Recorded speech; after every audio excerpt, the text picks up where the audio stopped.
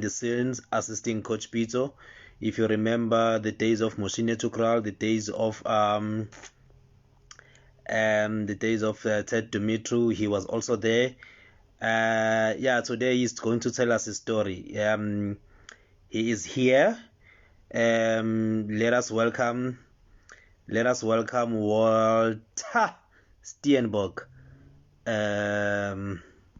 You guys know how we treat our guests. We ask as many questions as we can, and Walter definitely is going to answer our questions. He's going to tell us how we found Serino together with Ezra Nyandoro. He's going to tell us the story. It's an interesting story. He's got a lot of interesting stories to tell us, and he's also got his book. My brother, I'm just trying to take a better position, eh? All right, leadership. I hope you can be able to see me now. I can see your bedroom, but I can't see you. I think you need to rotate your camera. Rotate it. Yes, now I can see you. I'm looking but for it's kind of, yeah, you are clear now. Don't move in that position. I think I've got a better light here. Yeah. Is it fine this way? Yes. You are perfect. You are perfect. How are you doing? I'm fine, my brother. And you? I'm very well. Thank you very much for asking. They call you Baresi, Franco Baresi, the El Capitano, the jersey number 6, the man who used to sweep everything. How are you doing? But anyway, it's good to have you here. I need to congratulate you. I see that you are wearing the champions jersey. I need to congratulate you on your treble. You know. And thank you.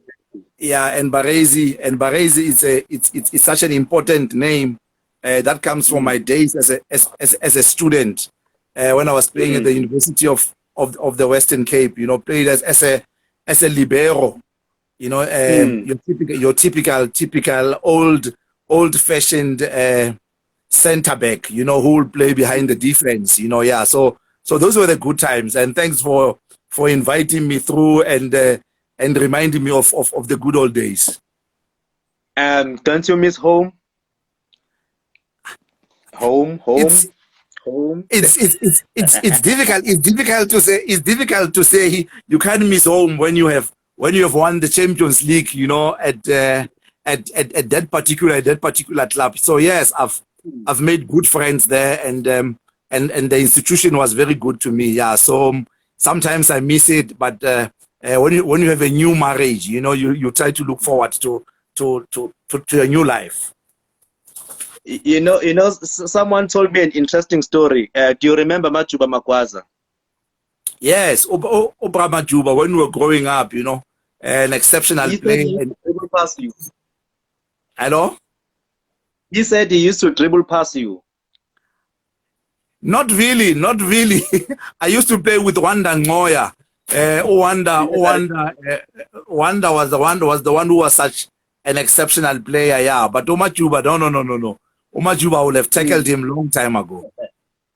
Hey, you know, Wanda Ngoya once gave me a shibobo in the middle of Kings Park Stadium. I played against Wanda Ngoya in the good old days.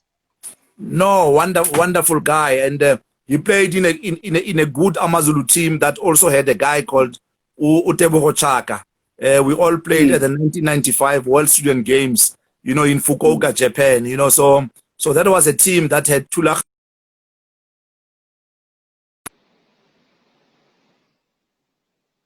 Gideon Noche. So that was a very, very, very important team. Yes, from your days at UWC, then you went to coaching, Benoni Premier United. Do you remember those days? That was an important era of my life because you'll remember I had done well for 2 years as a Basotho Tigers coach in the NFD, and when the opportunity presented itself to come to Joburg and be part of Benoni Premier United, you know, it was it was an important milestone. You know, we had wonderful players. You know, I know we played our home games somewhere in Natal. You know, but we were based in Johannesburg. You know, the likes of Tsepo Masilela. You know, the July Mahlangu, Maramei, you know, Loke, you know, and the Nyakane brothers. You know, what a wonderful team. I remember the team.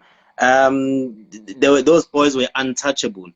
Exactly, my brother. Anyway, I don't want to talk about your role at Chiefs. I don't want to talk about Chiefs. I don't want to spoil this evening and talk about Chiefs. But I want to talk about you, because you are my guest today, and your story is very important for young South Africans who just see players coming through the ranks, but they don't know how these players get to clubs. Talking about scouting, you picked a very interesting career. How did it all start for you? Well, thanks for the compliment. Look, I need to thank a lot of people who have really channeled me in the right direction. You know, people like Zippo Dlangalala, the late Ted Dumitri, you know, Staheri Harris Chwewu, also a guy called Pimelo Sunelo, you know, who saw a potential for me to be a coach. You know, so that's why it all really started. You know, and Pimelo has been with me through thick and thin. You know, time, and of course going to lots and lots of coaching courses. So for me, that's where it really started. You know, as a coach, and then looking at an opportunity within the game, and to say, really, where can you really make a huge difference? Because most of the ex-players, you know, and most of the players are either into team management, into analysis and all of that. But I thought scouting is an area that is very fertile, and it's also an area that we have not really covered it quite well. You know, so it needs its own narrative and its own space within the bigger space of the game. There's an interesting story. The only person in South Africa that I've heard telling the story is you. The story of Norwich City losing out on Eden Hazard. Can you tell South Africa about it? Because it's important when we talk about scouting. Actually, I'll go further today, maybe to really show the essence and the work that has been done on scouting. So look, Norwich City, a team that is based in England. You know, scouting a player like Eden Hazard. So what they've done is that they've had an intelligence guy who was following Eden, went also to Lyon, I think, where he was playing there. So they checked everything about him, his lifestyle, as he traveled with the troop between Paris and France, and sometimes going from Lyon, going to Paris to go see his friends. So they'd really done their background check on him. And now the last part was that he needs to join them at Norwich, you know. So as he arrived in Norwich, now he has to sign. Now the biggest problem is that he's a Muslim. And as a Muslim now, he needs to go to a mosque on Friday every time. And then they realize that, look, the mosque at the area where they are based, you know, it's like 40 kilometers away. So that really derailed the signing of him, of Eden Hazard. And then Eden Hazard was taken by Chelsea. You know, so these are one of the stories that I mentioned in the game, you know, that really say how scouting is so difficult. The second story, which is also interesting, is about Marcelo Bielsa. He's now the coach at Leeds United. So he was told that there's a player who's about 12, 13, 14 years, you know, in Argentina. So he didn't want to miss that opportunity. So he went all the way to go and check this player. When he arrived, it was already late. You know, it was like 4 in the morning. And then him and his assistant asked for the parents to see the player, you know. And then the first thing that he said was that I wanted to look at the legs of the player. you know, and the boy was just sleeping at that time, you know, and they checked his calf and all of that, you know. The player at that time was Maurizio Pochettino, you know. So this really shows the extent of scouting, you know, and the kind of research that people do, you know, in this line of work.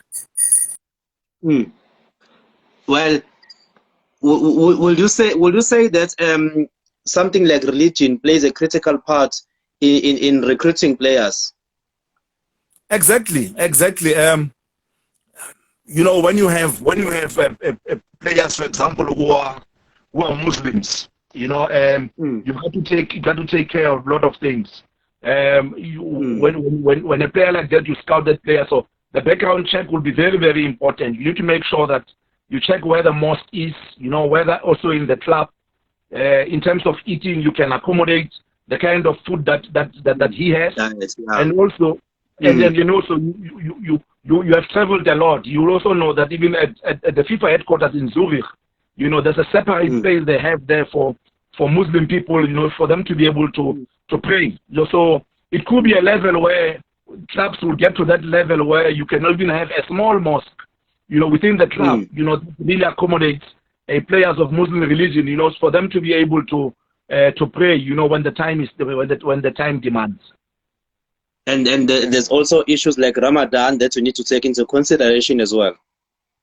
Especially during in season and competitive phase. You know, when you have to travel and the players have to eat and compete at the same time. You know, so you've got to be able to understand that. So scouts today have to be able to adapt to those kind of conditions and understanding, and that's why a thorough analysis and thorough understanding of the scouting process is very, very important. You know, so we tend to take a coaching route for scouting, you know, but coaching allows us to have a foundation to understand technical and tactical ramifications, you know, but the scouting process on its own is quite different, because when you are profiling, you've got to understand lots of things. I'm going to ask you about three names. I'm going to ask you about three names that I know that you respect very well. And without hesitating, you will give me straight answers. One, the late Ted Dumitru. The prof was a pioneer. The prof was ahead of his time.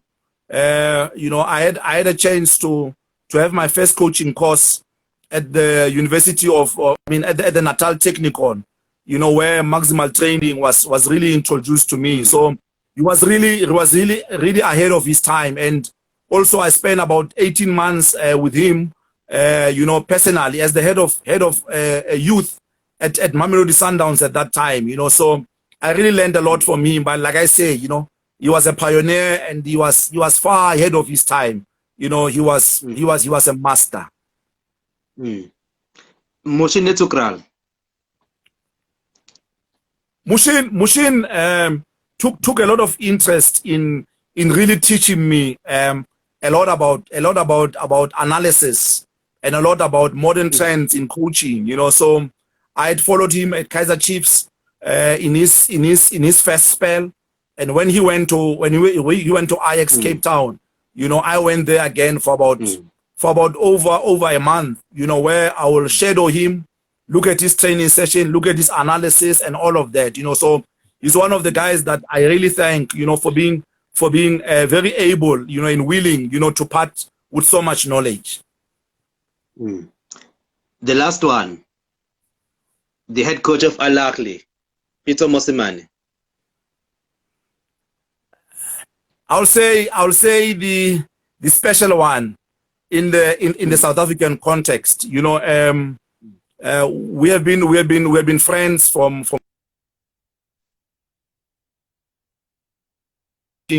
Super United, and we'll travel from Kimberley to come to Joburg to play friendlies against Super Sport. You know, he has also helped some of the players that I coached. You know, you remember Montgomery Mutobi, who came from Basotho Tigers, also played at the School of Excellence. You know, yes. And then when he arrived at Sundowns, you know, I was the opposition analyst at that time. You know, and then there was a total synergy, you know, in our work. You know, He's one of the exceptional black coaches that we have ever produced, you know, who takes the job very serious. Again, I would say that he has managed to be to mix everything. I sometimes refer to him as a streetwise, as a combination of streetwise and intelligent South African coach. You know, that we have traveled together. You know, we did 2 scouting projects together in Malta and also in when we went to Portugal. You know, so where I really learned what I call a frontal scouting. You know, so in the next book that I'll have, you know, I'll talk about that he's actually the ambassador of what I call frontal scouting. You know, coaches who are not lazy, who go out there, you know, to scout and look for talent. So yeah, I also need to say I wish him all the best with Al Ali, and also he's one of the coaches that we need to celebrate during his time. Now, getting into your book, the Football Scouting Bible. I'm going to mix the chapters because I found some very interesting topics there. In your opinion, what's the difference between tournament scouting and professional scouting? I think thanks for the question. In terms of tournament scouting, the idea was to really look at scouting in a tournament. You know, a tournament could be 3 months. A tournament could be 2 days.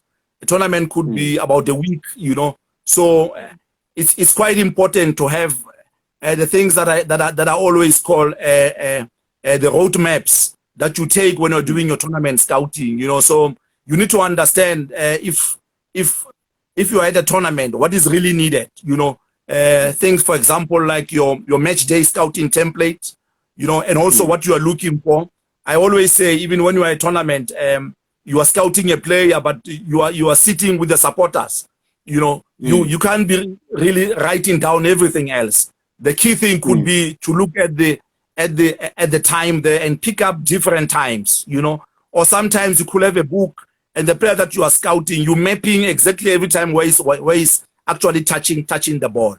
But when it comes to professional scouting, you know, I take it much bigger, because now you don't have only one league or one tournament. You know, it's quite broad. You know, so you are scouting in the NFD, and you are scouting again in the PSL. They've got different competitions. It's home and away, and then also you've got the CAF Champions League. So it's quite broad, you know, and it encompasses a lot of areas within scouting. The lifestyle. Why is it important when you are scouting? Because we spoke about Eden Hazard earlier on. His lifestyle, he will travel between Lille and Paris to go and visit his friends. He will need a mosque. The lifestyle, why is it important when you are scouting a player? Look, in the book, we make mention of an intrinsic template. I think it's in chapter number 9, where again I'm trying to be very provocative, because you'll understand that the standard criteria all over the world in terms of what is required in terms of scouting is always technique, tactical components, physical, psychosocial, and then we leave it there. You know, I've gone further to suggest that the social important, because it then gives you a clear picture of what kind of a player you're talking about. Is he a celebrity? How many followers does he have? What kind of followers does he have? What time does he sleep? How many handles does he have? And also it gets also to the point where we need also to check the kind of partner that the player has. You know, is the partner a celebrity? Is the partner busy on all of that? So you can really pick up the lifestyle, because you want a match. When you pick up a player, you want a match between a player and the club. You don't want a player who might not be able to fit within your environment. So it's quite important to understand, and if possible, you know, try to have ways of understanding him before he comes into the environment, so that you can actually try to help him change and fit into what you are doing. You know, there are a lot of things that my former coach used to say in media. You need to live a right lifestyle. You need to study. You need to do all those kind of things. It's now becoming more and more clearer for me what he was talking about. Because when you look at the popularity of a player, sometimes it becomes destructive for a player himself. The social media, there was a social media issue that involved one Bafana player who gave an honest opinion or an honest compliment, but it became something else on social media. How do you guide younger players when it comes to spaces like social media? How do you help them be responsible and to tweet or to do Facebook responsibly? I think we'll need people like you, you know, who have really done well for themselves, you know, and who are seen as role models, you know, to spread the word, you know, and to have small seminars, you know, and also drop a little bit of small 2-minute, 3-minute messages, you know, that can really help the youth and the upcoming players, you know. But within clubs also, there's always media protocol, you know. Also, I don't really like it, you know. It's like a digital watchdog of players and all of that, you know, to check what they tweet and all of that. But I still feel that a lot of education has to be done, you know. And also, when players are signing, you know, for clubs, you know, is it either youth contract or whatever, there should always be somebody who's always guiding the players, you know, to say, you know, be careful of what you eat, be careful of what you say, be careful of the people that you hang out with, because at the end of the day, you know, players are also brands, you know, and they have got a deep influence in society, you know. So it's important that we have to guide them, you know, and help them through the process. Okay, here's a player like me. You are my coach. And you can see that I'm working really, really hard in the team, but I can't make it. I can't make it to the starting team. Sometimes I hardly make the bench. You decide to send me on loan. What role does a head of scouts play, especially for players who are out on loan, who are not part of the team, but they are still contracted to the team? The difference now is they are playing for another team. What role do you play then? My brother, I'm glad you're raising this point, and I think this is a topic also when we have time in the future. You know, we need to discuss a lot. I study in England, and in the English game now, there's a big vibe around a role. They call that role the loan manager. You know, I've got a friend, Ben Knapper, who works at Arsenal, who was a performance analyst, but now he's a loans manager. So within scouting, loan management is a branch out department within scouting, you know, where you've got a guy consistently, and I mentioned it in the book, that a player, like, for example, like Nketiah, you know, who was at Leeds, who was loaned at Leeds, they had to get him in January now, you know, because of the monitoring process that really happens. In the book, I make an example of loan management. There I concentrate only on the game time. I check the prevalence of really what happens in terms of the players. So over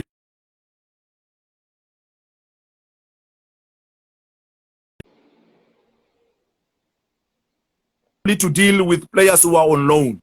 So for example, we have to consistently check with the head coach where our player is loaned out. We've got to check him physically. We've got to visit him also there, and also got to keep in contact with him, you know, to check, look, you are at Chippa United, you are at Golden Arrows, you know, what are the challenges? You know, why are you not playing? You know, how is the training session? So that kind of a role, I think in South Africa, it's undervalued, you know, and it's quite important that we start having people whose job is strictly to deal with loaned out players, because they need support, they need love. They also need to be made to feel that if you do well, you'll be able to come back. I mean, if you remember, I think I was the last person to see Percy Tau before he was recalled at Mamelodi Sundowns, precisely because when he was loaned out, the main reason was that he didn't really work hard. You know, he was still comfortable, you know, having won so much in the youth, but having to step up into the professional rank. And when I went to go watch him, I remember it was a game with Bank Spurs against Baroka FC. It was a game in the NFD. You know, I saw a different player. You know, he was leading the line. He was doing a lot of provocative, individual, you know, pressing. you know, and he could track back and all of that, you know, and unfortunately, he also had a goal that was disallowed. So those were the things that I looked at and I reported when I came back. So that's also another example of a player who was loaned out, who I could manage to monitor. Tell me the importance between the scouting, the importance of the relationship between the scouting department and the head coach. Whew. I have to give there a sigh of relief there. I think in South Africa, the relationship is growing quite steadily. I'll be very careful. I'll use the word steadily because most of the time coaches want to take the scouting role, you know, into their own hands. Whereas if you check a team like Sevilla and a team like Liverpool, you know, Sevilla has Monchi, that I made mention of in chapter number 2, who has done well for Sevilla. You know, he has had a relationship, if you check in the past, you know, with N.A. Emery, who was there and went to Arsenal, and I think now with Lapoteski, you know, they went to win the Europa League. So the relationship is quite special, you know, and once the synergy is quite well, you know, then you can be able to bring the right players that fit the system and the model, and hopefully that has been well researched, you know. So that relationship is important, and if that relationship does not exist, you know, you are looking for trouble. And when okay, before I ask this question, let me ask you this one first.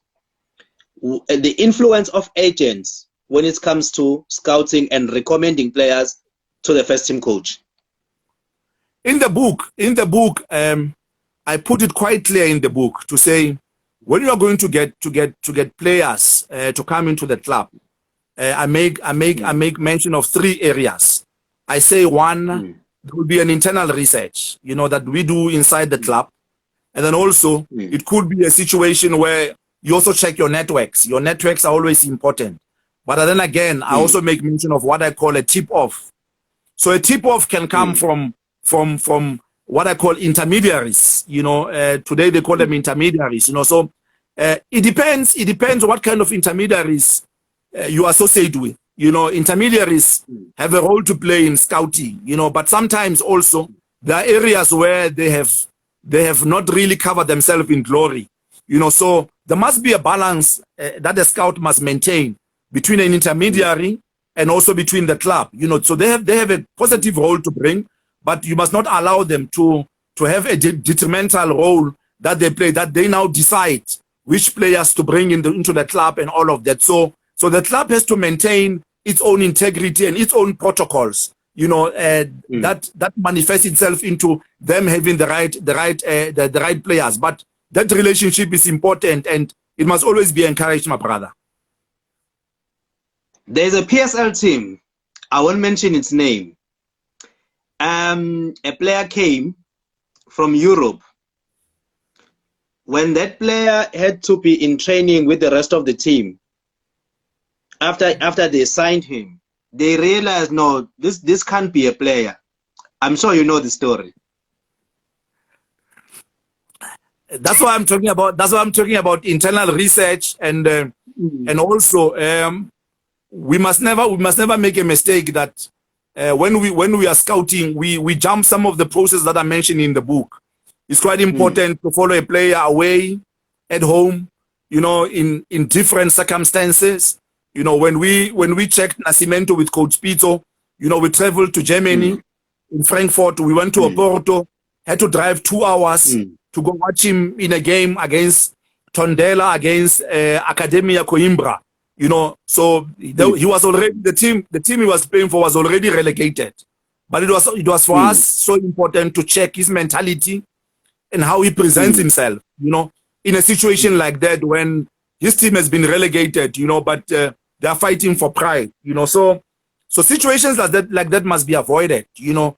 It's not good to bring a player that you have not really watched, you know, once or twice, and there's never been many follow-ups in terms of the work that is being covered, you know, and the work must also be documented, you know.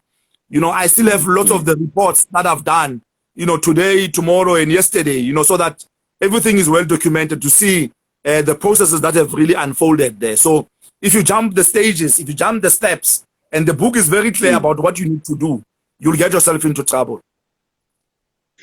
Now, it's you, it's Ezrom Nyandoro. You are on the plane off to South America, Bolivar, to watch a soccer match. Take me through that day. Wow, I've really enjoyed my traveling with Ezrom. I'll still one day write a book about him. So we get on a plane, and he has his Zimbabwean passport, and we get to the airport in Sao Paulo, and then as we walk out, they say, no, my friend, you have a problem because your passport is Zimbabwean. So now they keep him on the other side, and I have to go to a hotel because now we are on our route to go to Bolivia. So he can't come out of the airport, so he has to be on transit. And then I have to trust people that to give him money for food and all of that. So I leave him at the airport, but first thing in the morning I'm there to pick him up, and we travel together. Exceptional human being, a God-fearing individual, and a supreme captain, for the club. So we go to Bolivia, but again, the idea when we were going there was to really look at all the 18 teams, in the Bolivian league, but specifically also to give second opinion on one of the strikers we're going to watch there. And then, because this is one of the sweetest football stories I've ever heard. And then what happened? We had a big fight. We had a big fight in Bolivia. So we go to a place called Cochabamba. It's one of the three main cities in Bolivia. They have San Jose, they've got La Paz, and then they've got Cochabamba. So as we go there to give a second opinion, so we are going to watch Gustavo Vargas. And then they say, no, the game is not in Cochabamba. It's in a place called Sacaba. So we go to Sacaba. And then as we go there, the coach is also there, to look at the same striker. So we are sent also there to do a second opinion on the player. But we're watching the player, and the coach is also watching the player on the same time. And we are all scouting. But after the match, we are all convinced, that no, there are two players that are playing for FC Bolivar. A player called Duturo and a player called Gaston Cirino. That I think will really help the club. And Ezrom was very clear. Ezrom is a very loyal. I see people are using the word loyal. I think Ezrom is a typical loyal servant of the club. He says, Walter, the people are going to kill us if you take the striker. But in my own opinion, this player is a player that we must take. And I tried to convince him. I tried to be diplomatic. I said, hey, man, why don't we invite him also to South Africa? You are saying no. I said, no. I played for this club, and I know the qualities which are required. For me, the player who is a perfect fit for the club is Gaston Cirino. So we also the same night, had to report back. So we had to use WhatsApp, a voice message to put up our story across, and also to put up also a WhatsApp, because like I say, it's important when you're doing scouting, especially in a foreign land, that also the scouts who are based at home, they can also follow what is happening, so that they can continue to do the technical analysis, of the scouting process that you are happening. So you are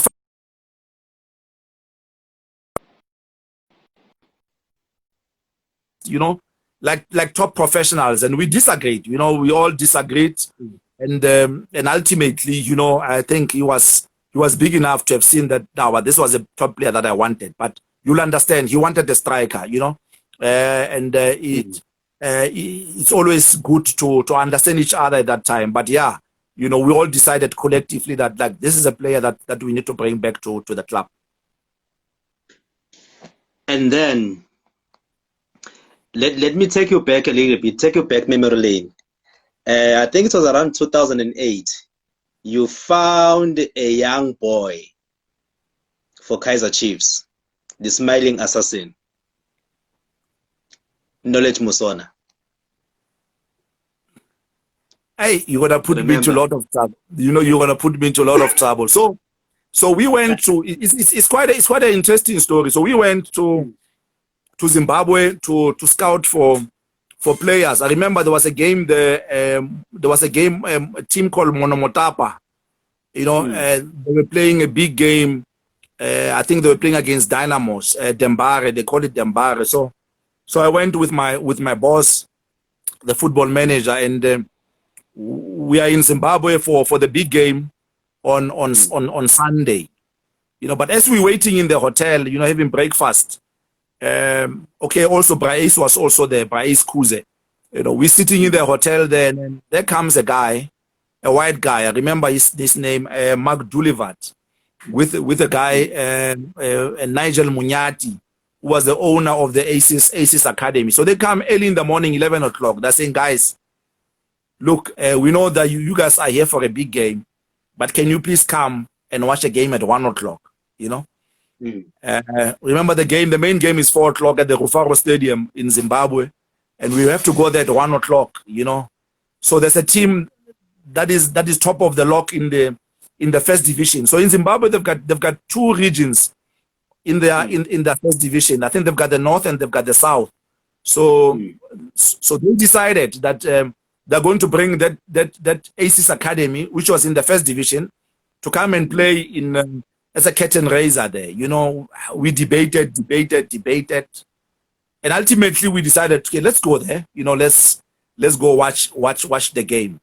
And that was one of the biggest accidental scouting that I've ever seen in my life. You know, and I call it like that because it was really accidental. So the ACES Academy had, I think, 4 good players. You know, they had I wonder a player that you'll remember. I think I'll remember his name. So they had Kamabila at first in the team. They had Knowledge Musona, but also there was also a player Lincoln Vasia. Oh, so yes, when we were doing our assessment, yes. So when we were doing our assessment, you know, Knowledge scored 2 goals, but Kama was involved in all the 4 goals, and he also scored 1 goal. You know, but physically he was not ready. You know, for the PSL. You know, and can you imagine? We left Kama Billard behind.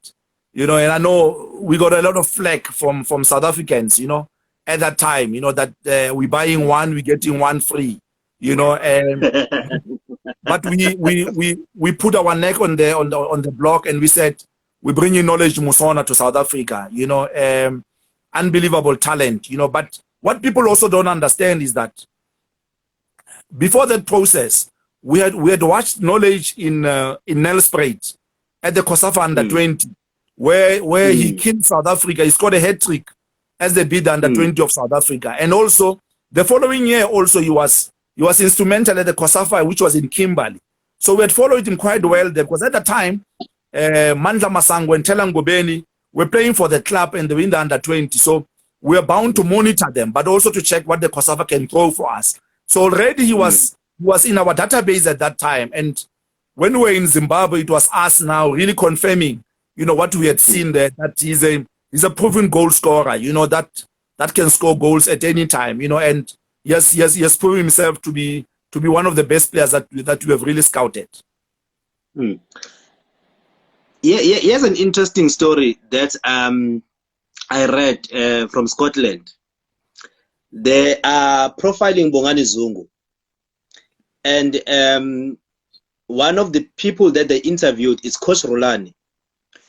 So Coach Rolani is explaining how they improved Bongani Zungu's game before he went to Portugal to play for Guimarães.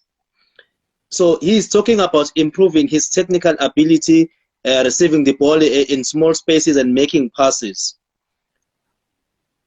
Looking at South Africans who are moving into that region, some are moving to Scandinavia, some are moving to Portugal. Do you feel that our players are improving in those leagues, especially those who are moving to Scandinavia? Do you feel that our players are improving there, or is it okay for a young boy to move from South Africa straight to play an equivalent to ABC Motepe League in Portugal. Do you think it's okay?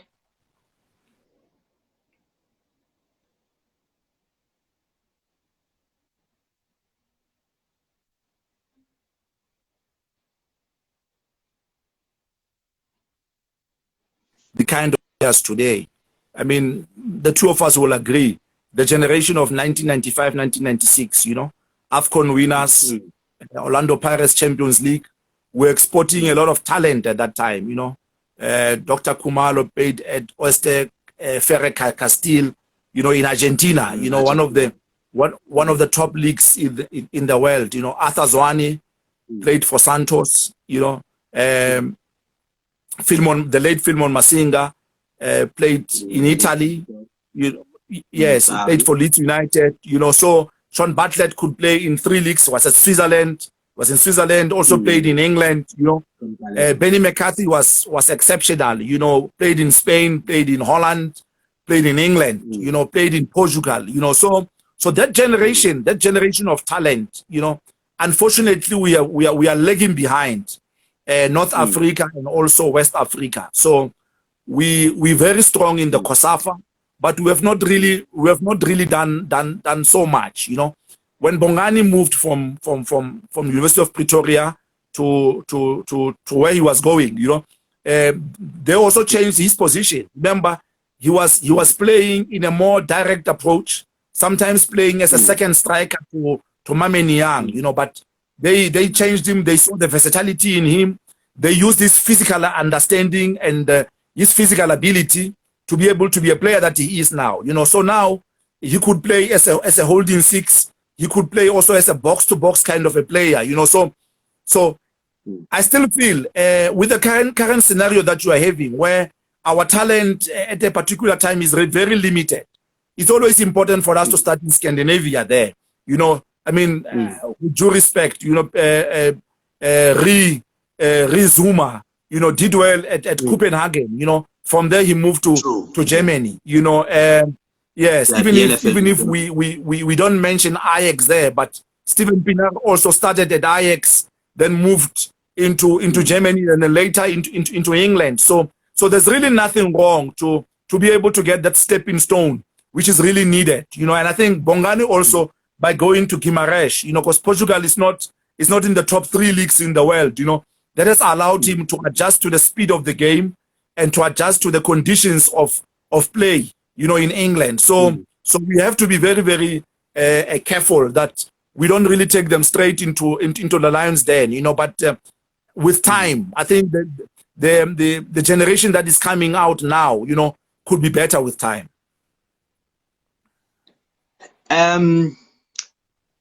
There have been a lot of criticism on social media when it comes to Kaizer Chiefs Academy, just to be specific, even before your time, because a lot of people argue that the last best generation of young footballers from Kaizer Chiefs was when they produced the likes of Jabu, Junior, Scapi Malat, all those crowd favorites type of players.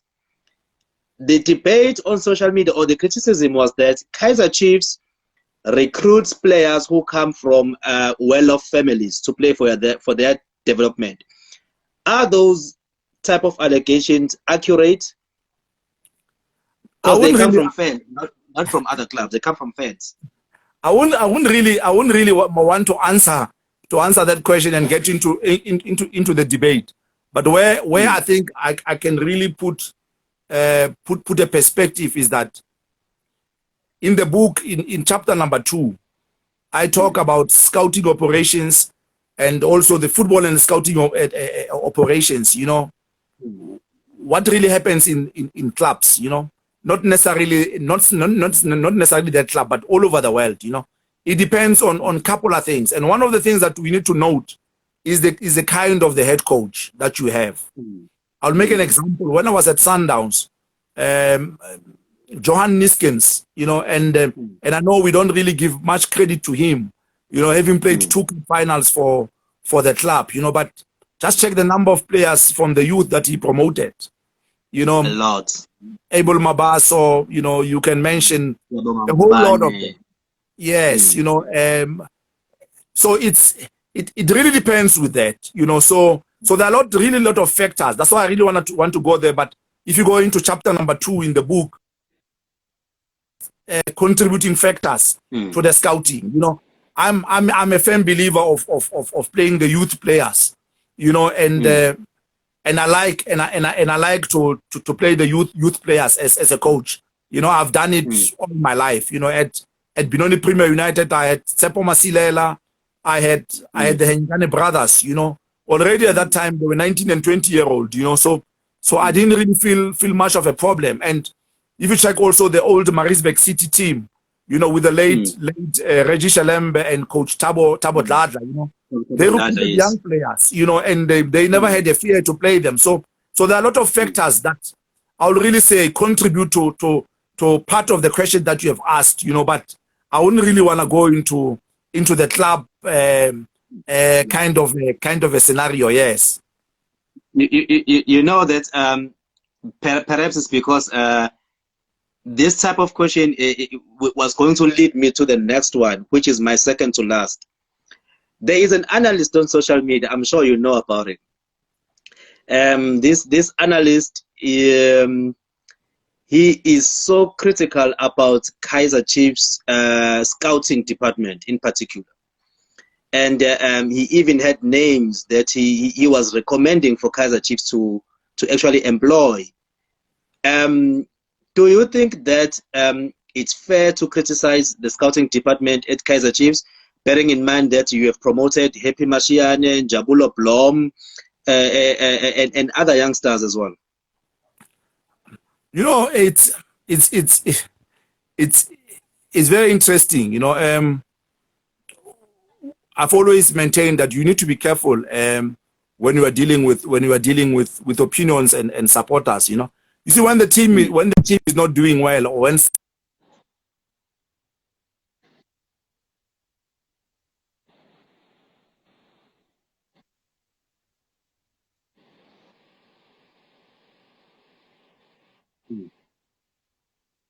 need to respect the club, you know. When they give me permission to come on your platform to talk as head of scouting for the club, you know, I'll be very free, you know, to answer all questions. And you need also to tell the people that your viewers and also the followers, you know, to say we'll have a separate section, you know, where we can deal with me and Kaizer Chiefs, but of course with the approval of the club, you know, so that I can come there, you know, freely and to talk about that, you know, because I think the club at the right time will be available to say whatever I want to say. But at this moment, I really feel that we have to park that question, you know. But invite me again with the approval of the club, then I should be able to talk about that. I'm sure you and we are going to work something out.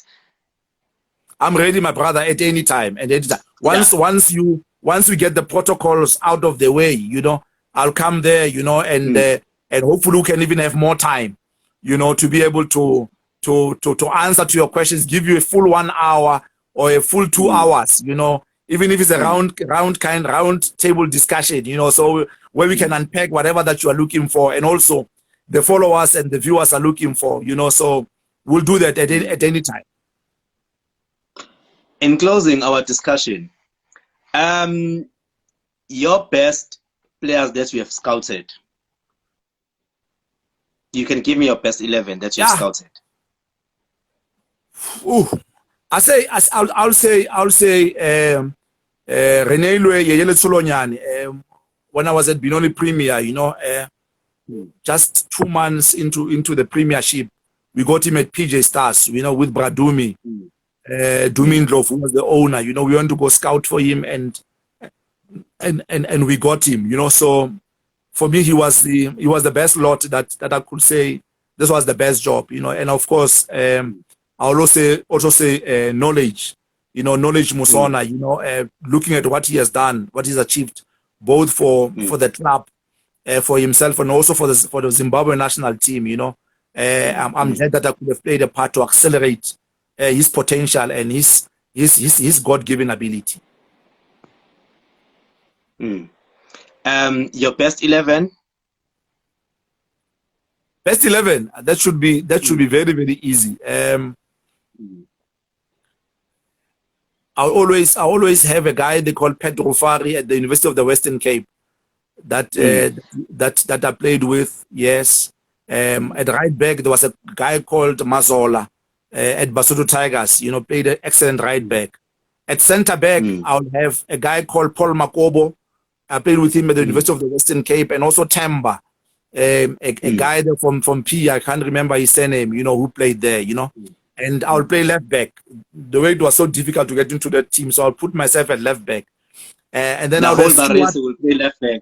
I will play left back, yeah. So even when I was starting at university, I was a small boy, so I didn't have a place as a center back. So they played me left, so I'll play on the left. Yeah. In the midfield, I'll have a guy called Stuart Mokako, one of the best guys that I don't know why he could not play professional football. You know, he was an exceptional midfielder that I played with, you know, at varsity, a captain and a smart guy, you know. And then in the midfield, I'll have a guy called Umtakati. He's now the CEO of the Gauteng Liquor Board, you know. Yes. And then as a winger, I'll have a guy they called Ulefti, the late Lefty Moroka, a friend of mine who passed on. And then on the right, I'll have a guy they call Section, who was from Bethlehem, a colored guy, unbelievable talent, similar to Messi. And then my two strikers, I'll have David Notwani, who's the MDC coach for Sundowns, and also Olympic coach for South Africa. And then his partner will be Dr. Khaile, you know, also a brilliant striker. That I played with in Bloemfontein at home and also at the university. So that will be my team, you know, that I really play.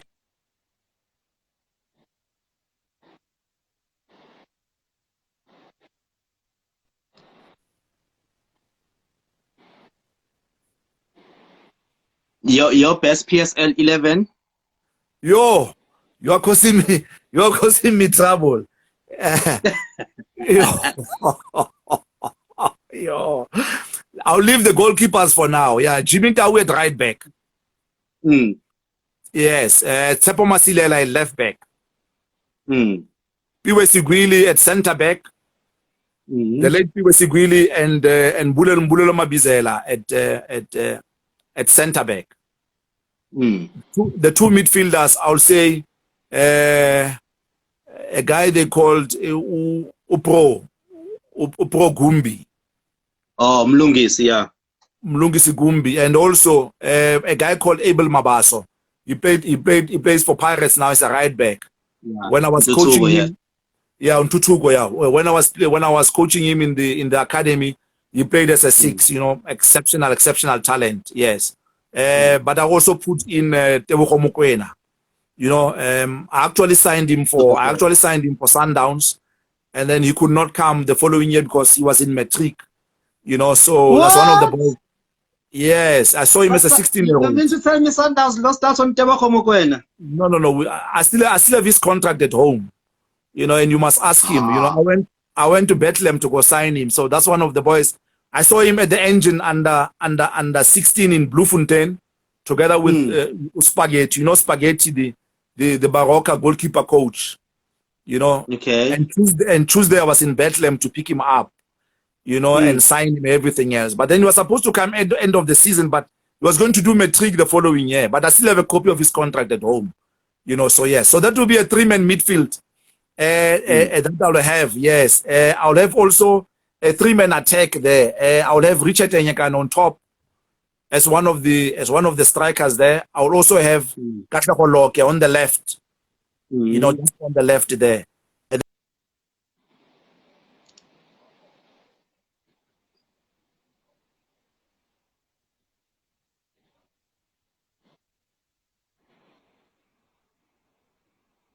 As for the goalkeepers, you know, I've seen crazy ones. You know, I'm trying to look.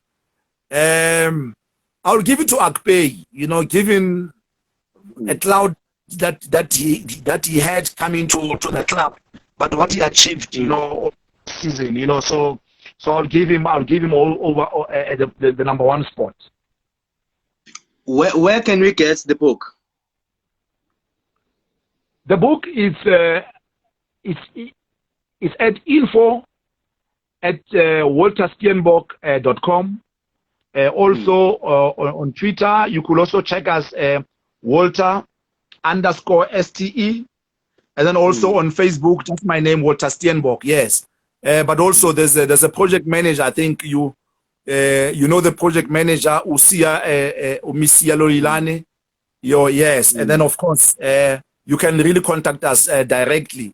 For now, we just doing this kind of pre-sales on all of these sales that we are doing, but later on we should be able to get it at reputable outlets, you know, so where everybody can be able to access them. But I need to say a lot of thanks to all South Africans, you know, even our friends in Africa and also some parts of Europe who have shown so much interest and who have already received a copy of the book. That has been humbling. Bro Walter, thank you very much for your time. You have given us a lot of lessons. You have told us a lot. And good luck with the book. I hope that all our friends, they get in touch, they buy your book, and they read. Because I know that one of my friends who's also a talent scout, Power Twala, got the book as well. So I hope that you do well, and you become more successful, and this book becomes the true Bible of football in South Africa.